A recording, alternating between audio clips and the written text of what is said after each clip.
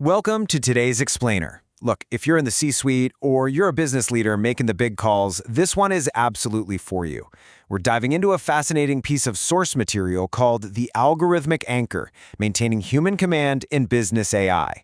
Think of this as your strategic guide to navigating what's honestly one of the most pressing, yet kind of unspoken challenges in modern business right now, keeping actual executive control in the age of automation. Let's just jump right in with a question that every single leader should be asking themselves right now. Are you in charge of your AI, or is AI in charge of you? I know, it's a bit of a cold open, but it really challenges a fundamental assumption. I mean, we all like to think we're the ones holding the steering wheel, right? But as you'll see, those lines of command, they're blurring way faster than we realize. To help us navigate these hidden risks, here's our roadmap for today. First, the hidden AI question. Then, the calculator problem, followed by the gradual authority transfer, the accountability trap, and finally, we'll wrap up with the new management skill. All right, let's kick things off with Section 1, the hidden AI question. So, when we treat AI as just a tool, it's incredibly exciting, isn't it? It drafts emails, answers customer questions, generates reports, and yeah, it drastically reduces costs. Businesses that are embracing this are seeing literally massive productivity spikes. But here's where the hidden risk sneaks in. What happens when AI crosses the line from tool to decision maker? Are you just using it to assist you, or are you accidentally letting it dictate your entire strategy? The source material makes a really compelling argument here. Knowing the difference between those two is exactly what determines whether AI is your greatest asset or your absolute biggest operational risk. Moving right along to Section 2, the calculator problem. Think about a standard calculator for a second. Most of us intuitively get how it works, right? It gives us answers way faster than our brains ever could. But, very few of us would blindly trust some incredibly complex financial output without at least sort of understanding the underlying math. But AI? AI is an entirely different beast because it communicates with us in natural language. Like it speaks and writes just like a human does, it creates this incredibly powerful illusion. It actually tricks our brains into assuming it understands way more context than it really does. So when it hands you this beautifully detailed report or a perfectly formatted proposal, it feels exactly like it's coming from an expert colleague. And that brings us to the absolute core thesis of our strategy guide today. Confidence is not the same as accuracy. An AI system can hand you a strategic recommendation with absolute, unwavering confidence. It can be beautifully written, perfectly argued, and still be fundamentally catastrophically wrong. The exact moment a leader makes a decision based on that confident output, without actually verifying it, well, the AI isn't just a tool anymore. It has essentially just become the decision maker. Now let's look at Section 3, the gradual authority transfer. You see, losing executive control almost never happens overnight. It's more of a slow leak. Step 1, you let the AI draft some routine emails. Totally innocuous, right? Step 2, it starts creating your marketing content.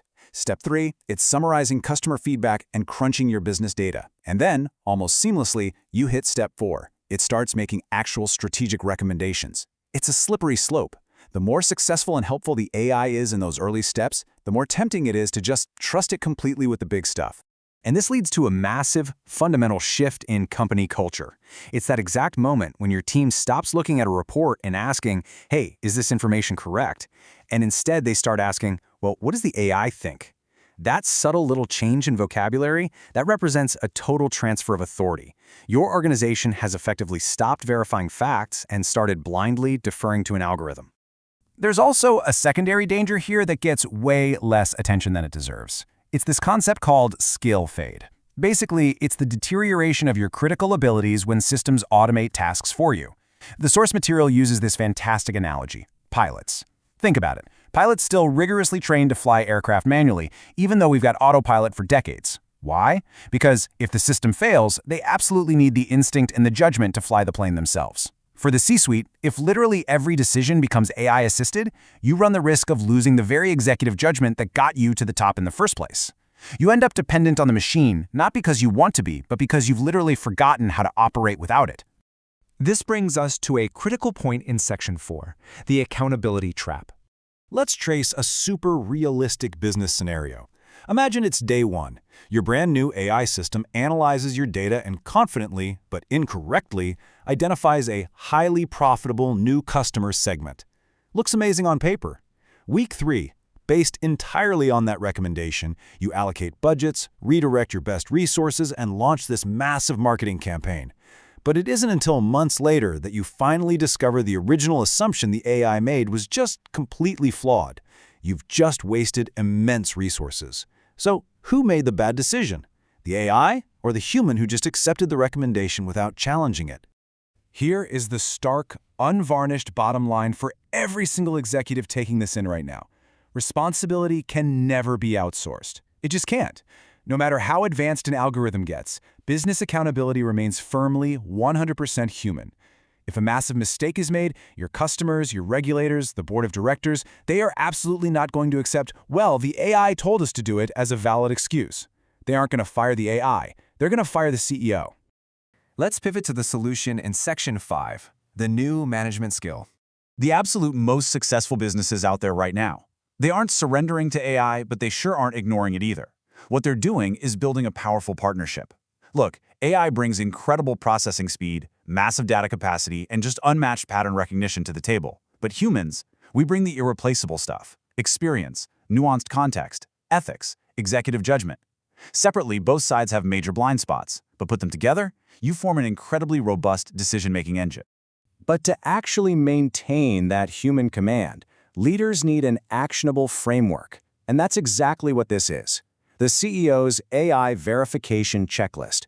You have to interrogate AI outputs exactly like you would interrogate a proposal from a human employee. Ask yourself, what actual evidence supports this AI recommendation? What hidden assumptions did the algorithm make to get to this conclusion? What context or qualitative information might be completely missing from its dataset? And crucially, what are the catastrophic risks to our business if this confident advice turns out to be dead wrong? If you can't answer those questions clearly, you got to dig deeper. The ideal dynamic we really should all be striving for is this: AI should challenge human thinking, not replace it. The defining management skill of the next decade won't just be knowing how to use AI, it's going to be knowing how to manage it. The truly great leaders will know exactly when to trust the algorithm, when to rigorously question it, and, maybe most importantly, when to just ignore it entirely. It's a powerful tool, sure, but remember, it is still just a tool. The very moment you stop questioning your AI is the exact moment you surrender your command. Because when that happens, the primary question isn't about what your AI is capable of doing anymore. The real question, the one I really want to leave you reflecting on today, becomes this: who is actually running your business? Thank you so much for joining me for this Strategic Explainer. Take these frameworks back to your teams, apply them to your workflows, and make absolutely sure you remain firmly in the driver's seat.